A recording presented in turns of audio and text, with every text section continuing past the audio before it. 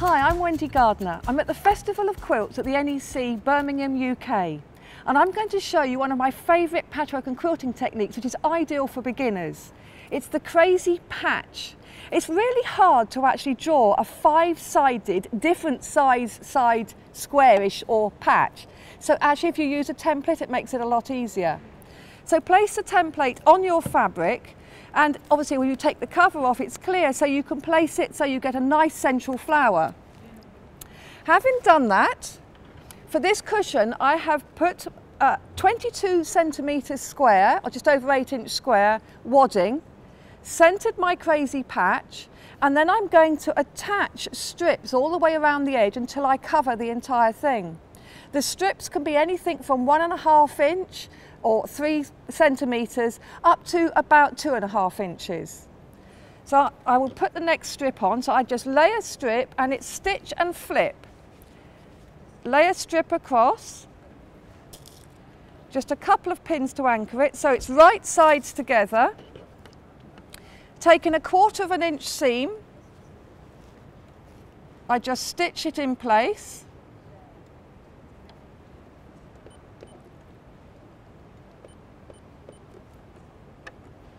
Just checking my stitch. I'm moving this stitch over,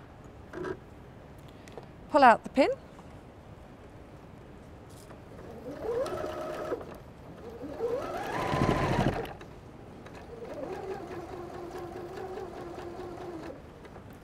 I'm just checking where the end of the patch is, put a pin in there to remind me.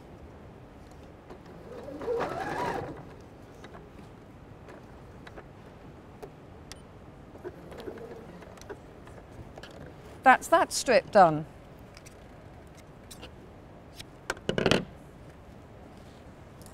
Flip it over, give it a quick finger press, and then I can add another strip.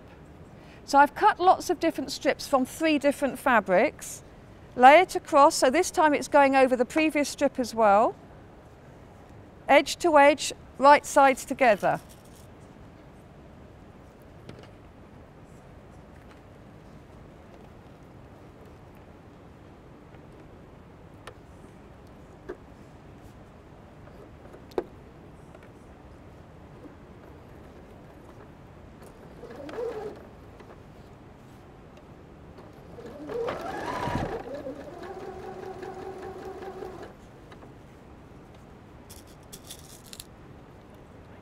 Again, I'm just pinning so I know where the end of my patch is. Stitch to the pin.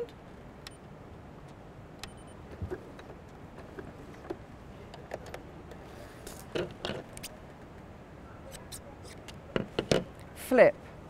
I continue to go round, attaching all the different colours, and I can cut off these extra pieces once I've attached the next one, so I cut that one.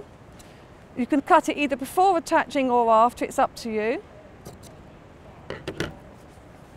So I'm joining my last piece now. So my patch is completely covered all the way round. So now I'm going to continue going all the way round until I've covered the entire piece of wadding. So my patch is completely covered. I shall press that, flip it over and then trim it down. So I've pressed my square and now I'm going to flip it over and cut around the edges so that it's the size of the wadding. If you have a rotary cutter and ruler, it's a very easy way of doing it. I'll just do it with scissors quickly here. And once I've got it all cut down to size, I'm going to add side borders and then top and bottom borders.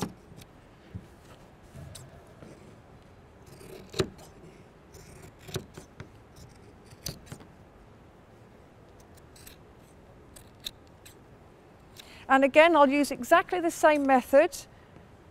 Sew them right sides together, flip them over before attaching the second set of borders. So first I'm going to attach the short borders. Now I've interfaced the short borders because the centre's got the wadding. Right sides together, 1/4 inch seam.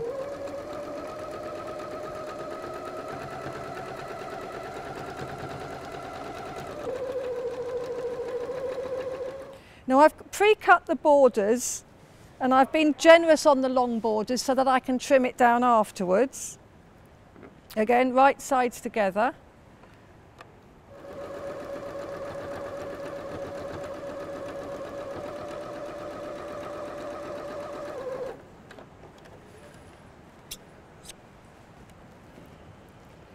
So that's now ready to give it a quick press, trim it down so it's evenly trimmed, and then I will add piping and the cushion backs. And once I've done that, let's get this out of the way so you can see it better. So it's a really quick and easy way of making a patchwork cushion cover, or indeed, of course, you can expand that into a quilt or a bag. Very simple, and you don't have to be perfect at matching things if you're a beginner. And then the finished result will be a cushion such as this.